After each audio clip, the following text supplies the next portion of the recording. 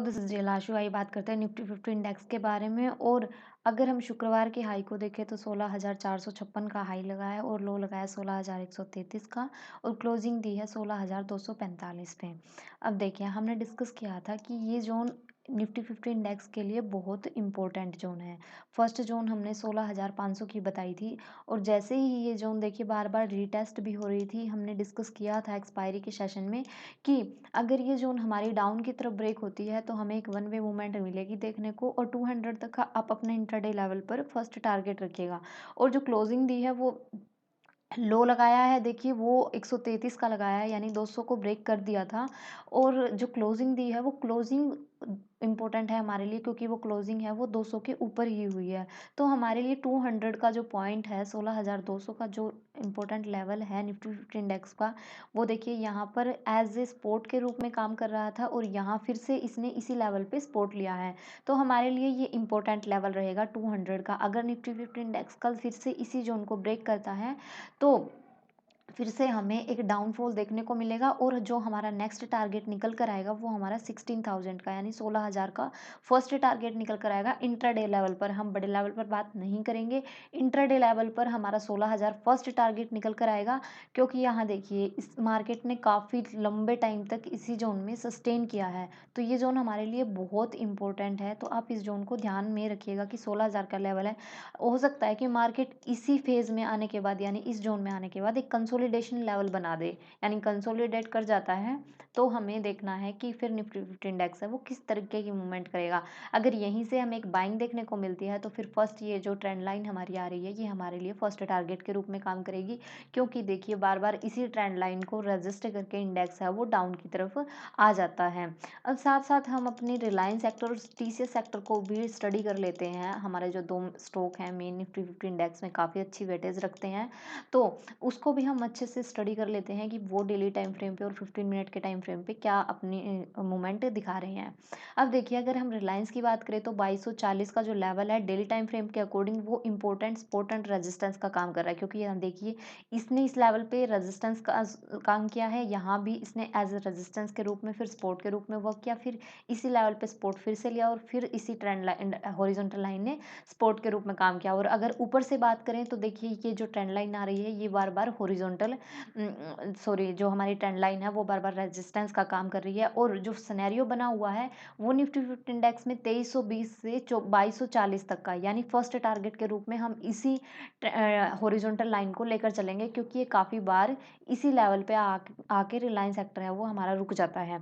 अगर यहीं से एक बाइंग आती है तो फिर हमारा दोबारा से यही टारगेट हो जाएगा, और अगर ये ब्रेक होता है तो फिर हम एक अच्छे टारगेट को देख सकते हैं, फिर हम 20,000 तक भी रिलायंस सेक्टर को देख सकते हैं। अगर इसमें पैनिक सिनेरियो आता है यानी सेलिंग आती है, अगर इसमें सेलिंग आएगी तो ऑब्वियस सी बात है हमारा निफ्टी 50 जो स्टॉक है उसके ऊपर भी पूरा इम्पैक्ट जाएगा रिलायंस सेक्टर का। क्योंकि ये सबसे ज़्यादा वेटेज रखने वाला है एचडीएफसी बैंक और रिलायंस सेक्टर और टीसीएस सेक्टर, तो इनको भी हमें स्टडी करते रहना है। डेली टाइम फ्रेम पे हमने देख लिया, 15 मिनट के टाइम फ्रेम पे हम देख लेते हैं कि रिलायंस सेक्टर में अगर हमें कल ट्रेड लेनी है तो हम किस तरीके से हमें बिहेव देखना होगा इसका। और 15 मिनट के टाइम फ्रेम पे देखिए काफ़ी अच्छी जो शुक्रवार का सेशन था उसमें एक मूवमेंट हमें देखने को मिली है। हम परसेंटेज के हिसाब से अपने स्टॉक में निकालेंगे। ये देखिए इसने जिस लेवल को मार्केट की जो ओपनिंग हुई है वो काफ़ी अच्छे लेवल पे हुई थी, लेकिन देखिए इसने इस लेवल को एज ए रेजिस्टेंस के रूप में काम किया, क्योंकि यही लेवल बार बार सपोर्ट और रेजिस्टेंस का काम कर रहा था। तो हमारी जो फर्स्ट ट्रेड थी वो इसी लेवल का एसएल लेकर 1% के टारगेट के साथ हम इसमें ट्रेड एग्जीक्यूट की, और काफ़ी अच्छे ये हमें टारगेट देखने को मिला। यहाँ पर हमारा एसएल है वो बहुत छोटा था और टारगेट हमारा बहुत अच्छा था। उसके बाद देखिए मार्केट में पूरा दिन सेलर और बायर दोनों हैवी थे, क्योंकि जितना सेलर ने कमाया है उतना ही फिर बायर ने भी कमाया है। उसके बाद सेलर तुरंत हैवी हुए, यानी 2300 जो 50 का लेवल है उसके पास सेलर दोबारा से हैवी हुए, और इंडेक्स यानी जो सेक्टर है हमारा इसको सॉरी रिलायंस हमारी जो इंडस्ट्री है जो हमारा स्टॉक है इसको फिर से डाउन की तरफ लेकर आए। तो अब हम कल के लिए रेडी होते हैं, यानी मंडे के सेशन में हमें रिलायंस में किस तरह की ट्रेड देखने को मिलेगी। तो आप इसमें पहले यानी ये जो लेवल बना हुआ है हमारा 2350 के आसपास का, इस लेवल के अंदर या फिर हमारा स्टॉक है अगर नीचे सपोर्ट लेगा 2322 के अंदर, ये इंपॉर्टेंट जोन बनी हुई है। देखिए इसमें अगर मार्केट कहीं ओपन होती है और इसी इन्हीं लेवल का दोनों का सपोर्ट एंड रेजिस्टेंस के रूप में वर्क करती है, तब हम नेक्स्ट टारगेट के लिए जाएँगे। वो हमारा परसेंटेज के हिसाब से होगा, यानी 1% के टारगेट के लिए हम रिलायंस सेक्टर में जाएँगे, यानी 20 पॉइंट्स बुक करने, और एसएल हमारा 10 पॉइंट्स का हम लेकर चलेंगे जहाँ हमारा सिनेरियो बनता है।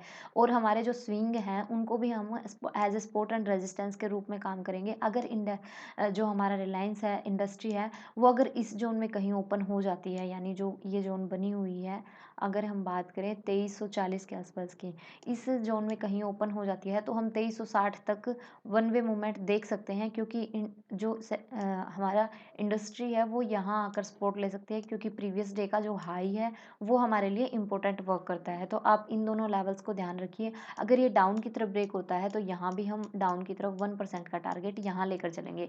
फर्स्ट टारगेट स्टॉक में हम 1% का ही लेकर चलेंगे, और उसके बाद, क्योंकि जिस दिन रिलायंस सेक्टर अच्छी मूवमेंट करता है उस दिन तो काफ़ी अच्छी मूवमेंट हमें 40 पॉइंट की भी देखने को मिलती है, यानी 2% की भी मूवमेंट हो जाती है। लेकिन जो नॉर्मल उसकी मूवमेंट चलती है वो 1% के टारगेट के हिसाब से ही चलती है, यानी 20 पॉइंट की जब वन में हमें मूवमेंट देखने को मिलती है रिलायंस सेक्टर में, कहीं भी कोई सपोर्ट एंड रेजिस्टेंस ब्रेक होता है तो हमें 20 पॉइंट की ही मूवमेंट देखने को मिलती है।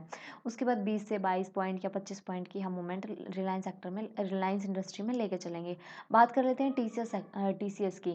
हमारा जो टीसीएस स्टॉक है वो भी सेम ऐसी ही एक जो हमारी हॉरिजॉन्टल लाइन है उस पर सस्टेन कर रहा है, जो हमारी 3394 यानी 3400 के आसपास की जो हमारे हॉरिजॉन्टल लाइन बनी हुई है, इसी का बार बार सपोर्ट ले रहा है। ये देखिए कितनी बार इसने इसी लेवल को टेस्ट किया है।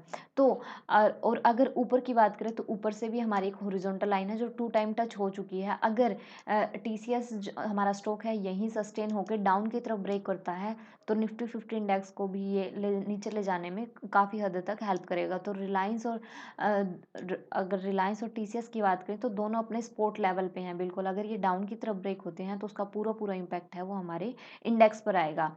अब हम हमारे इंडेक्स के लिए कल की स्टडी के लिए प्रिपेयर हो जाते हैं कि हम कल किस तरह के टारगेट्स हमें देखने को मिल सकते हैं। 5 मिनट के टाइम फ्रेम पे चलते हैं। 5 मिनट के टाइम फ्रेम पे देख लेते हैं कि शुक्रवार के सेशन में हमें इंडेक्स में किस तरीके की मूवमेंट देखने को मिली है। मार्केट देखिए गैप डाउन ओपन हुई है, उसके बाद गैप डाउन ओपन होने के बाद इसने डाउन की वन वे मूवमेंट हमें देखने को मिली, और इसने 16,136 यानी 140 के आसपास का इसने अपना सपोर्ट लिया। इसी लेवल से हमें एक अच्छी बाइंग भी देखने को मिली।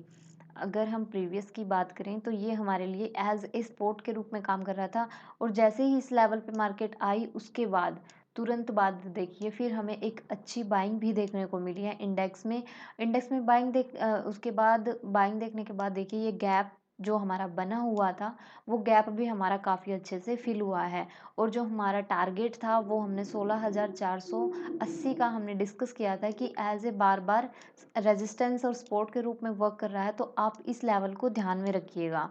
तो इसी लेवल तक इंडेक्स गया, और यहाँ यहीं तुरंत हमारे सेलर हैवी हुए और इंडेक्स को फिर से डाउन की तरफ लेकर आए, और जो क्लोजिंग है वो 200 के ऊपर ही दी। तो अब हमारे लिए जो 200 का लेवल है यानी 200 का लेवल है, हमने डेली टाइम फ्रेम पे भी डिस्कस किया है। आप उसको पे नज़र बना के रखिए, 200 का लेवल है वो हमारे लिए इम्पोर्टेंट है। तो कल के टारगेट्स देख लेते हैं कि क्या-क्या हमारे टारगेट्स रहेंगे। अगर निफ्टी 50 इंडेक्स है हमारी ज़ोन में, जिस ज़ोन में हम डिस्कस कर रहे हैं उसी ज़ोन में ओपन हो जाता है तो। अब देखिए, ये जो ज़ोन बनी हुई है हमारी 250 से 450 तक, यानी 200 पॉइंट की जो रेंज है वो बार-बार सपोर्ट एंड रेजिस्टेंस का वो काम कर रही है। तो इस लेवल को हम बहुत ज़्यादा अच्छे से ध्यान में रखेंगे, क्योंकि देखिए इसी लेवल से हमें बार-बार सेलिंग और बाइंग देखने को मिल रही है। देखिए इस लेवल को इसने ब्रेक किया, फिर अच्छी बाइंग देखने को मिली, और इसी को बार-बार सपोर्ट लेके इंडेक्स है वो अपसाइड निकल जाता है। तो हमारे लिए अपसाइड की तरफ ये इम्पोर्टेंट लेवल है। और डाउन की तरफ अगर हम डिस्कस करें तो 250 से 200 तक का लेवल हमारे लिए बहुत इंपॉर्टेंट है। तो आप इसको भी ध्यान रखिएगा। ये देखिए एक छोटा-सा ब्रेकआउट इसने डाउन देने की कोशिश की है, लेकिन ज़्यादा डाउन नहीं लेके जाने दिया। बायर फिर से हैवी हो गए, तो ये हमारे लिए इम्पोर्टेंट है। अगर हमारा इंडेक्स है वो ये लेवल ब्रेक कर देता है, तो हमारा जो नेक्स्ट टारगेट निकल कर आएगा, पहला जो टारगेट निकल कर आएगा वो 16,100 का। आप ध्यान रखिए कि 200 से अगर मूवमेंट आती है यानी 200 का लेवल ब्रेक होता है, तो 100 पर आप अपना प्रॉफ़िट बुक कीजिए क्योंकि 100 पॉइंट की मूवमेंट निफ्टी 50 इंडेक्स में काफ़ी अच्छी मूवमेंट होती है और हमें एक वन वे मूवमेंट देखने को मिल सकती है 100 अगर इससे ब्रेक होता है, तो फिर हम अपने 16,000 के लेवल पर तो अपने एक टारगेट को अचीव करेंगे लेकिन 16,000 जो हमारा है वो बहुत इम्पोर्टेंट सपोर्ट लेवल है। यहाँ से हमें बहुत अच्छी बाइंग भी देखने को मिल सकती है। तो इस लेवल को आप नज़रें बनाकर रखिए, अगर ये अपसाइड की तरफ ब्रेक होता है, तो अपसाइड की तरफ फर्स्ट टारगेट हम अपना 400 का लेकर सॉरी 450 तो हमारे लिए है, 500 का हम फर्स्ट टारगेट के रूप में लेकर चलेंगे और अगर 500 को निकाल देता है, तो 600 फिर हमारे लिए बहुत इंपॉर्टेंट हो जाएगा, यानी 16,600 का लेवल है, वो हमारे लिए इंपॉर्टेंट लेवल के रूप में काम करेगा और अगर हम यहाँ डिस्कस करें 600 का लेवल देखिए बार-बार हमारे लिए इस लेवल पे as a support and resistance के रूप में भी वर्क कर रहा है, तो आप इस लेवल को भी अपना ध्यान रखिएगा। लेकिन बाइंग की साइड एक जो सिनेरियो है, उसको थोड़ा-सा आप सोच समझ कर ट्रेड कीजिएगा क्योंकि मार्केट में अभी भी पैनिक सिनेरियो बना हुआ है, तो कभी भी डाउन की मूवमेंट आ सकती है। तो आप डाउन की तरफ अपनी नज़रें अच्छे से बना के रखिए, बाकी हमारी टेक्निकल एनालिसिस भी इसका सपोर्ट करती है। अपसाइड भी मार्केट जा सकती है क्योंकि मार्केट अनप्रेडिक्टेबल है, हम इसको प्रेडिक्ट नहीं कर सकते, तो मार्केट अपसाइड भी जा सकती है। आई होप सो आपको ये सारी चीज़ें क्लियर हो गई होंगी। मिलते हैं अगले लर्निंग सेशन में। Thank you so much. God bless you. Take care.